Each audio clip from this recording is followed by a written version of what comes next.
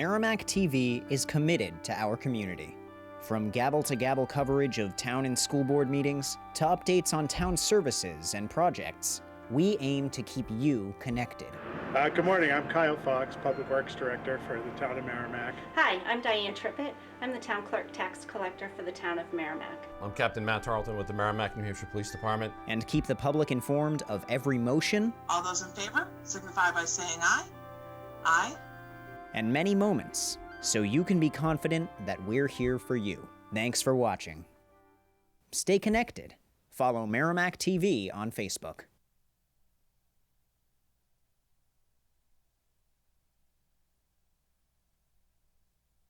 All right, welcome to the Wednesday, October 21st virtual meeting of the Merrimack Park and Recreation Committee. And tonight, I thank you for coming. We're supposed to start at 7, but we're getting there. So my name is Laura Janes, and I am the chairman at this time. And I would like to introduce the rest of our committee. If someone would like to speak first, please go for it. Go ahead, Christine. Oh, sure. I'm Christine Lavoie, co-chair with Laura on the Parks and Rec Committee. Michelle. Thank you, Chris. You're welcome. Creswell, member and secretary. Rick. MYA liaison, Rick Grenier. Tracy. Tracy McGraw, member. And Shannon. Shannon Barnes, school board liaison. Thank you, everybody. Is that, and we have 6 for a quorum. Is that correct, Mr. Kasparius? It is correct. Thank you. All right. I hope that most of you had a chance to read over the minutes from September. Thank you, Michelle, again for doing such a good job on these things. Is there any discussion, comment, corrections? I move to accept. Thank you, Shannon. Do I have a second? I'll second. Thank you, Christine. Absolutely. Excellent. Thank you very much. So you got that, Michelle?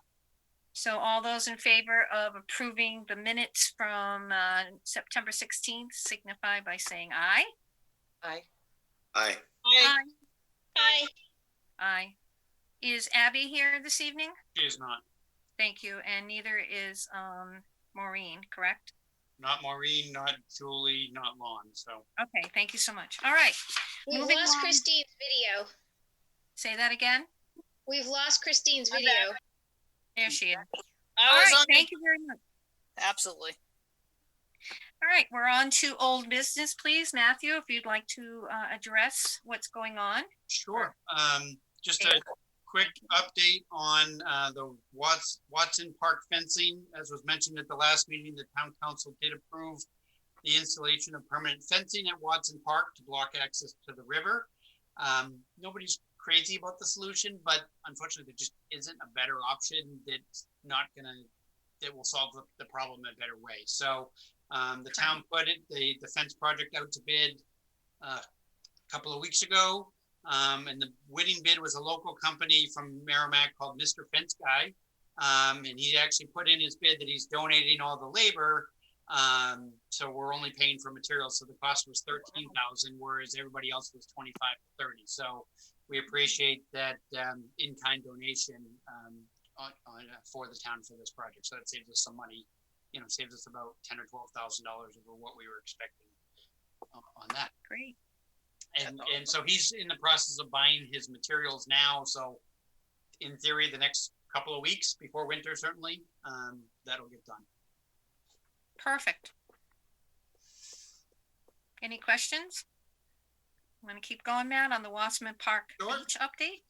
Thank you. So, yes, Tracy. Real quick question. What was the name of the vendor? Mr. Fence Guy, and he's based here in Merrimack. Okay. I wanted a second shot at everyone hearing that. Thank you. Yep. Thank you, Tracy. That's okay. So Wasserman Park Beach is still tentatively on for this fall. We had originally hoped to start right after Labor Day. With the pandemic, a lot of the state officials are still working from home. And so every time we need to get anything done or sent to them, we have to mail it to them. and then sometimes it's a week before they're in the office again, so the town engineer, Don Tuolma, and I met with them virtually this afternoon. There's one more update to the plan that we have to send them just to have an updated drawing on file. Then they'll pass it up to get signed. So hopefully in the next week or so, we'll get our permit from the state. And he's only in there once a week or once or twice a week. So it's just a slow process. But theoretically, we should still be able to get this project done before winter. I think they're talking only about a week to do all the work. So still hope for winter as long as we don't get in early winter. Correct. Thank you. And thank you. Moving on to Christine Lavoie, Chairman of the Dog Park Committee. Anything to report? My apologies. I can't get the agenda to come up and look at this. So I think right now we're still ready to schedule a fall cleanup, which includes, making sure all the missing poops are collected, all the weeds are pulled, and any trash that's still in the park needs to come out and prep for snow. And then lastly, to schedule the delivery of the mulch that was approved in the previous meeting and to coordinate that. Unfortunately, I've had an accident and managed to break my leg. So I cannot, I know, it's true. It's true. Broke my leg in 3 places, in fact, had surgery, the whole 9 yards. I'm about 3 weeks into this or so. Honey. So I cannot lead this fall cleanup and is kind of put feelers out for volunteers. And I think Matt and some other volunteers may have to take charge on this and to get that done. I'd hate to not see the mulch go down this year, as it does get kind of bare up towards the top, and it's really good, and it helps through mud season. It helps for the thawing. So hopefully we can get all that coordinated. It's already approved. We just need to get it scheduled before all the mulch plants close. I apologize. I don't know what else is on my list for the dog park there, Matt. Can you help me with that? Nothing. I mean, we basically have no change in funds available at this point. So, and Christine and I talked kind of before the meeting started a little bit about what we may try to do is just schedule it for like a Monday morning delivery if we can. I have a part-time maintenance guy, but he's only 20 hours a week. So if I can get a delivery Monday at, first thing in the morning, then he can kind of spend Monday, Tuesday, Wednesday, Thursday, his 20 hours that week trying to spread it. But it's just going to be a slow process with one person trying to do that by themselves. So, but we'll figure that out this week. Can I ask a couple questions? Sure. So Christine and I had been talking as well and trying to help get this thing done. The last I had heard is, I know that Matt, someone from your department, was working on the weeds inside the fencing. And we were waiting for that to get finished. And then we were going to go ahead and we're trying to figure out how to schedule the volunteers to come in. Okay. And Christine and I talked about that a little bit because sometimes we have difficulty getting people to volunteer even when they're, there. And so we're trying to figure out the best way to do it so that everyone can feel involved. Yeah. And so where are we with respect to the trimming of the weeds and stuff? Weeds are all done. Those were done a couple of weeks ago. So that's been all cleaned out. Great. So that's ready. And certainly if there is volunteers that want to clean up, we can provide, hand sanitizer, we can provide gloves, masks, gloves, all that good stuff. So again, any help we can get from volunteers will just speed up that process. Because again, I only have that one part-time guy. Okay, so Christine, when were you thinking about, and I know that you're laid up and I've seen Molly's pictures and how happy she is about the whole thing. But when were you thinking on having us do this? Well, I think it'd be great to have somebody coordinate this other than myself, because I'm kind of removed from all this at this point. Mm-hmm. I haven't been there in over a month, and really not going to be able to maneuver out there. So I think if you want to coordinate with Matt and get this done, it'd be great. I think anytime now you could do that, whether you decide if you want to close the dog park to make sure you can get it all done for a few days, Monday, Tuesday, Wednesday, or if you get enough volunteers that it all can be done over a couple of days, that's great with the maintenance guy.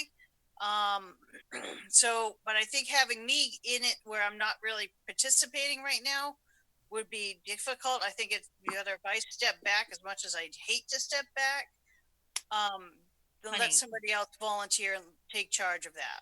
But you can't Okay. check anywhere. Dare I ask, can you provide maybe a checklist of what was done prior, like the order in which it needs to be done, that Yes. kind of thing, since you've led so many of them? Yes, Matt and I have been touching base, and Tracy and I have worked over the past couple of years doing these. So they're both pretty familiar with the process that should go on. Yeah. Shannon, believe it or not, it's very simple. It's just it's a lot of effort is what it takes. It's Manpower. time and energy and manpower. Physical. Yeah, and so all right. So my thought is I think we need to give people enough notice. We're already at Wednesday, so basically it would be Thursday. So how about we plan for a definite of not this coming Monday, but the following Monday. So the Monday would be the 2nd of November.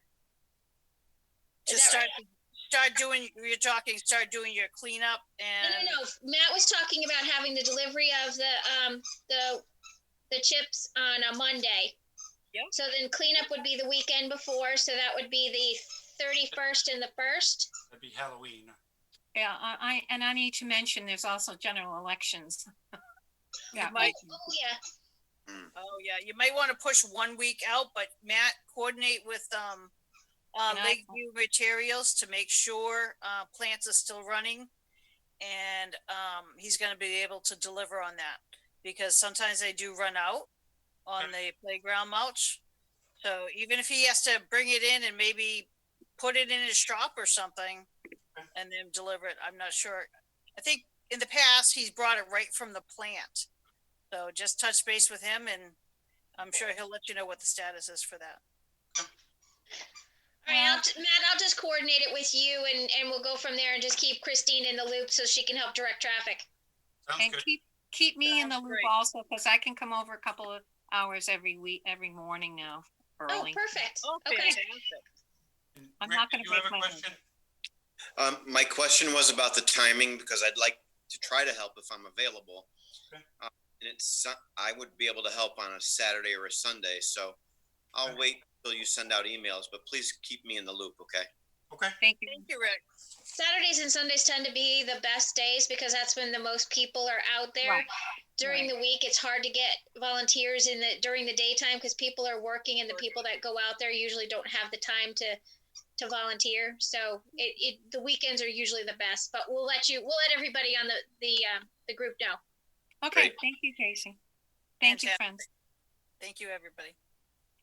All right, moving on to Mr. Director's report with all our Eagle Scout projects. How are we doing with All that? right. So we've got several Boy Scouts from Yeah.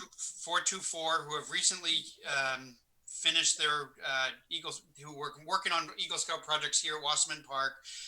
2 of them have recently finished, and the other 2 are hoping to be finished in the next couple of weeks. And I'm going to attempt to share my screen here to show you a couple of pictures. Thank you.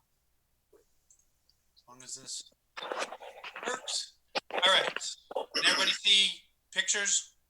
I Yep. do. Okay. Yes, it looks awesome. So the first picture, this is the lifeguard shack down by the waterfront at Wasserman Park. It's been sitting vacant for 10 or 12 years now, but it has a nice metal roof on it. And so Boy Scout Jay Haddad was the one that did this project. And what we did was took this old building, which used to be our kind of like our lifeguard manager's office, but we haven't really used it in recent years, and turned it into kind of multiple changing rooms for the public beach. Right now, people, going back, I don't know, 10 years or so, there used to be the junior camp cabin used to be available for the public to change in. And then as some of the other buildings in the park came down due to falling apart and whatnot, the camp took that building over, and so there hasn't been an option other than the porta potty to change it. And so we decided to take this building over, and Jay's project was he built 6 changing rooms within this building, as well as put in a new toilet and a sink, so it'll have running water and a flush toilet versus just the outside porta potty.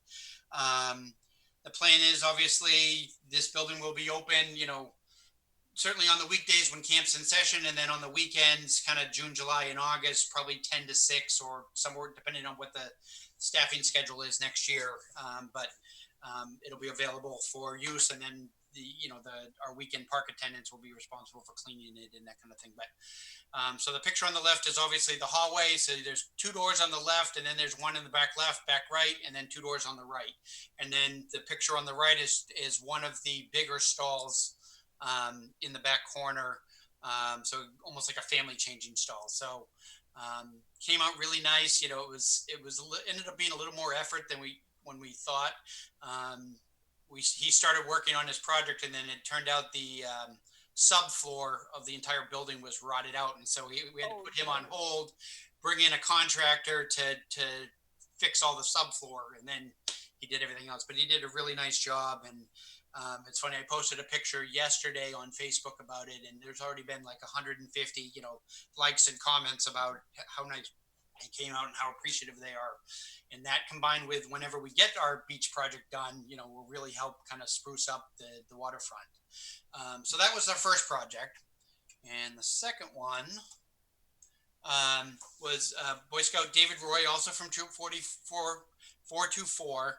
And if you've ever, anybody's ever played basketball on the court here by the function hall, as soon as the ball gets away from somebody, it tends to roll halfway down the hill.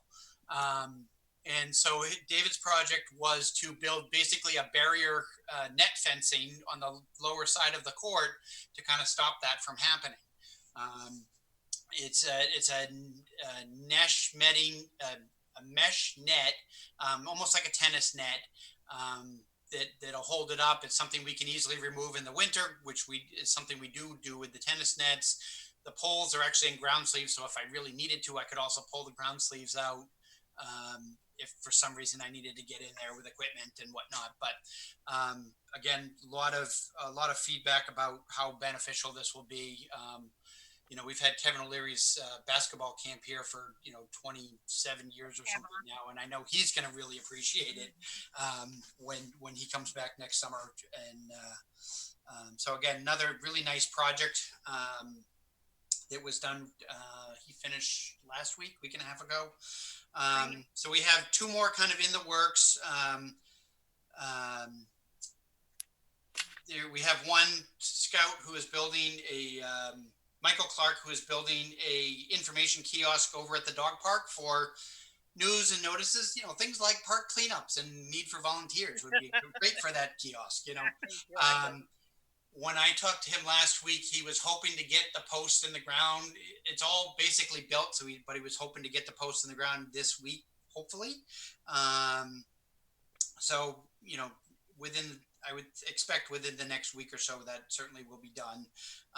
And that's going to be kind of on the left side of the dog park, to the left of the utility gate, when that gets put up next week.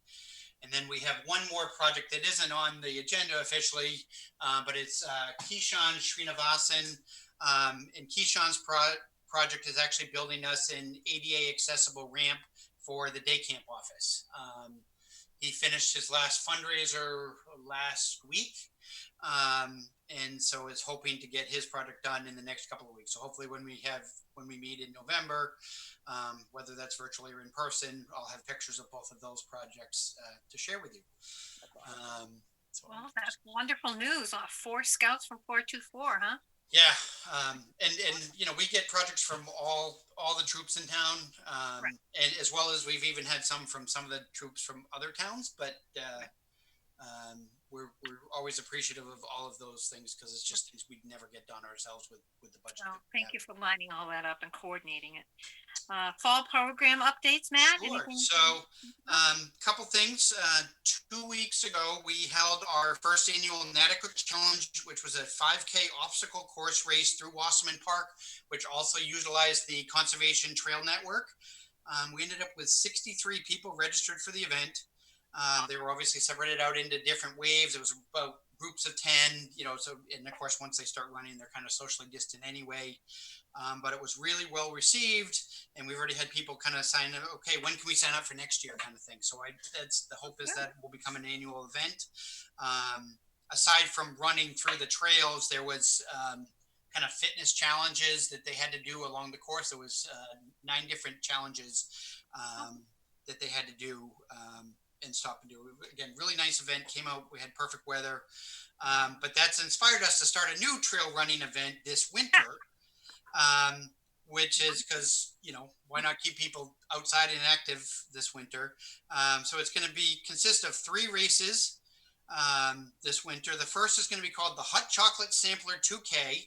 And as they go through the 2K course, a 2K is basically a 1.25 miles. And as they go through the course, they're actually going to get to sample 3 different types of hot chocolate on the course. Then we're going to, the second one, and that's going to be in January, on January 2nd, kind of kick off New Year's. Excellent. And then in February, we are going to do S'more the Better. Okay. And as they complete their course here, they're going to pick up the components of s'mores. So chocolate, graham cracker, marshmallows, little individual baggies that they're going to have to run with. When they get to the finish line, we're going to have a campfire that they'll be able to then roast their s'more on. Again, socially distanced and all that good stuff. And then in March, the February one is going to be February 6th. And then in March is going to be Turn Up the Heat Chili 6K. So, and again, kind of like the other 2, in this case, they're going to get to try varying degrees of heat of chili. So we're kind of putting the final details on that event now, but hopefully in the next week we'll be able to put that out and open up registration. Matt, excuse me, did you say the last one is a 6K? 6K, yeah. So 3.7 miles. Thank you. Wow. Okay. We've already kind of worked out the map. It'll be, that particular one, it'll be 3 loops through the course that we've created. And obviously the 1K will be 1 loop, 2K, the 4K will be 2 loops, so forth. October 10th, we held a community blood drive with the Red Cross here at Wasserman Park. We ended up having 38 donors come out that day. And, the Red Cross is kind of desperate for blood donations. A lot of facilities aren't open right now to host drives just because of COVID. And so people are driving like an hour and a half to get to a blood drive because it's what's closest. So they've already asked us to do another one. So we are going to do another one on Wednesday, December 23rd from 12 to 5. We're actually going to partner up with the Merrimack Lions Club, who wanted to get involved, and they'll also help us with kind of volunteers for the day. But the Red Cross continues to test all blood donations for COVID-19 antibodies. I donated at our last drive on the 10th, and unfortunately still negative for antibodies, so that's good. Yeah. They are also giving away a long sleeve Red Cross t-shirt at the drive. We're currently about 1/3 of full on the available time slots for the day. So we would encourage people that are interested in donating right before Christmas to come in and donate. The link is on our website, right on the main page. That'll take you to the direct link on the Red Cross page. So that's coming up. We were just this past week on Monday, we were given permission from the town manager to run our December school vacation week, because we were already starting to get calls from parents wondering. And so tentatively December, February, and April will all be a go, but we're going to kind of take 1 week at a time and see how it goes and see how the schools, everything goes with the schools, and, whether they stay kind of as they are, or if they have to go, it may change things. But so we're starting to work on recruiting staff now for December. we're going to look at probably a smaller group than we normally, in a normal year, usually we're like 30 or 35 kids a day. This year, we're going to probably cap it at 20. Again, start small and do a lot of kind of outdoor based activities. But working on recruiting camp staff right now. And so that'll hopefully be coming out. Registration for that will be coming out pretty soon. Awesome. So then next one is Halloween. Halloween is, our event is coming up this Saturday. We talked about kind of the logistical challenges at our last meeting, but we have 23 community partners scheduled to join us this year. In a normal year, the Halloween party will typically draw 1,000 attendees, which we obviously can't do this year. We've limited to 300 people. And they had to pre-register in advance for a specific time slot. It actually works out to about 9 families every 20 minutes that will be coming through the court, there'll be a designated path to kind of walk down the hill. We'll close the park road for the event. They'll walk down the hill kind of through all the cabins and then come back up the hill and exit on the other side. And, you know, the community partners will have either socially distant activities that they can either kind of clean and sanitize before the next family comes through, or they will, because the families will be spaced like every 2 minutes apart, or they'll have stuff that they give, you know, like if it's a craft thing, here's your craft kit, you assemble it and then take everything with you. The 300 tickets though sold out in less than 24 hours. They sold out on October 2nd. So, you know, our biggest fear at this point is that we'll have people showing up that don't have tickets and go, well, can't you just take me, my kid's right here? And no, unfortunately, we're not going to be able to do that. So it is restricted to Merrimack residents only. And when they registered, they had to obviously give us their name and address. So we checked them, and we did kick out a few people that tried to register from out of town just to make it, you know, purely for residents. So coming along good. The weather looks perfect for Saturday. Actually, it's going to be like upper 60s, so it'll be good. I am looking for a couple of more volunteers if anybody's available. Tracy mentioned she was interested, but I could use a couple more if anybody else here is available. Realistically, looking for people from kind of 11:30 to 3. If anybody. Matt, you mentioned it was this Saturday. Is it this Saturday or next Saturday on the 31st? This Saturday, the 24th. Are you still available? Oh yeah, I'm still here. Okay, just making sure. I'm sorry, Matt. We're out of town again. Oh. Okay. I'm old. No worries. Did you get anybody from high school or any of them? No, I've got nobody from the high school. We usually get students from SNHU, and none of them are available again for this. So I did get a couple of kids actually from Methuen High School. Who needed community service hours, so we'll take it. And then I got one random kind of community volunteer. So I have a few,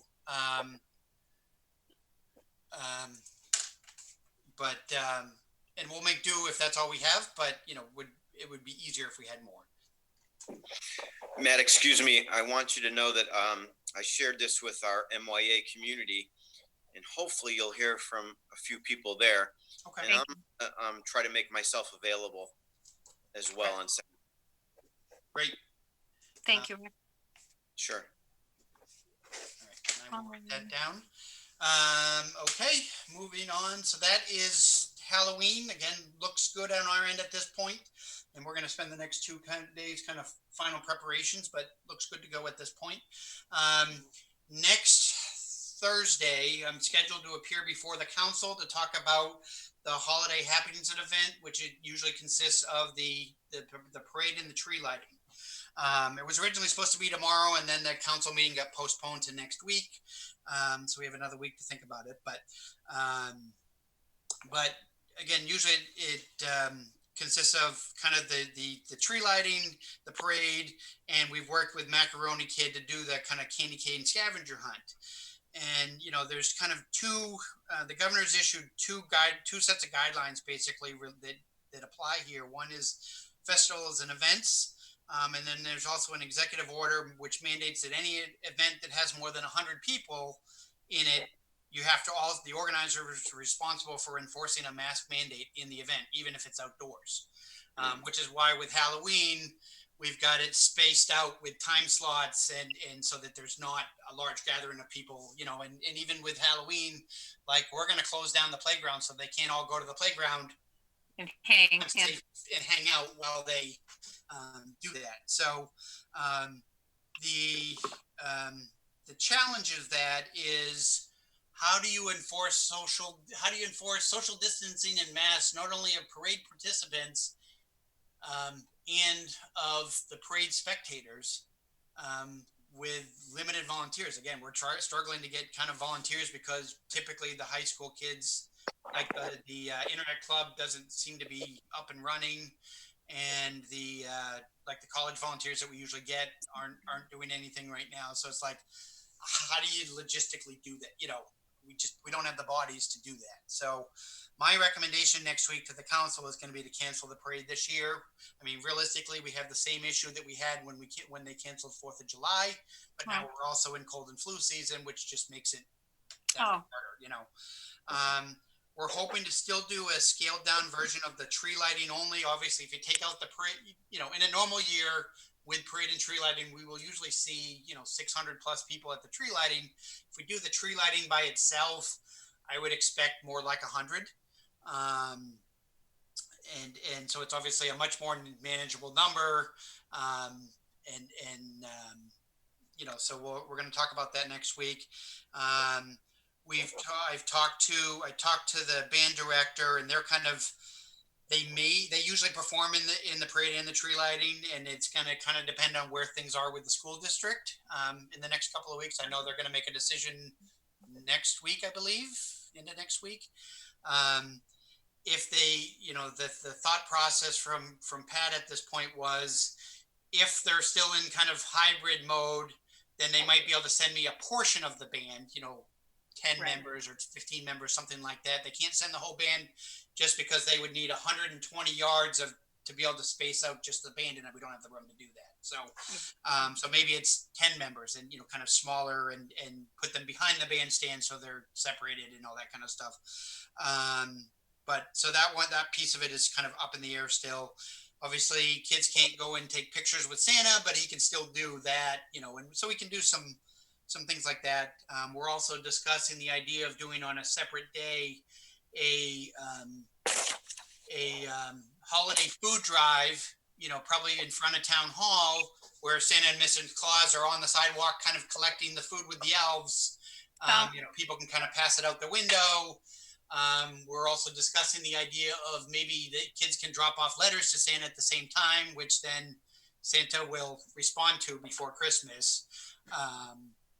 And so we're looking at that right now too. So we have a couple of other things to kind of just keep kind of the holiday festivities going, but just not kind of the same old.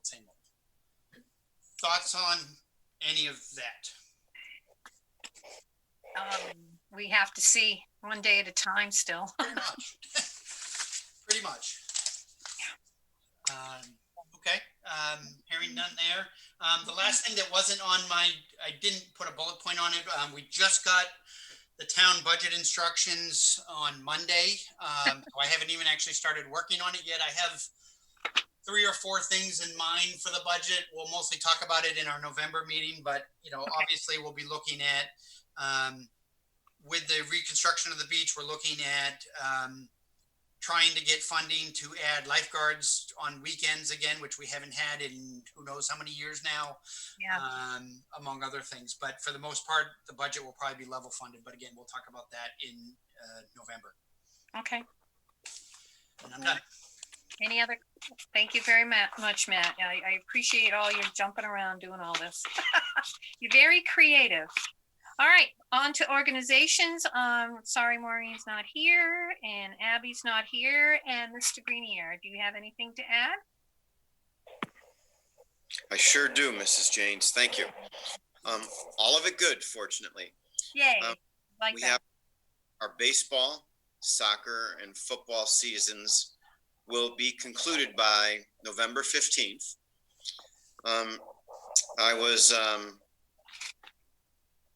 I wanted to say that we had approximately 610 people participate in those 3 sports. So pretty good number considering our current pandemic situation. And baseball will be opening registration shortly, and wrestling will follow. We're still waiting to hear if we'll be allowed to use any of the school gymnasiums. So that's pending, like many of our issues. And finally, I've neglected in the past, I think, to thank DPW and all the hard work they do getting our playing areas ready. It's a constant number of requests that I'm sending their way, and they've done a great job. The most recent being the painting of our basketball lines at our MYA building. Some of you may have noticed we have 2 awesome baskets there now, which will hopefully keep some of our youth active. And finally, a big thank you to Sweet Ginger Restaurant, who sponsored a scoreboard for our Veterans Field. And it was a substantial donation. And as usual, if parents are looking for more info, they can find it at the MerrimackYouthAssociation.com. And that's all I have right now.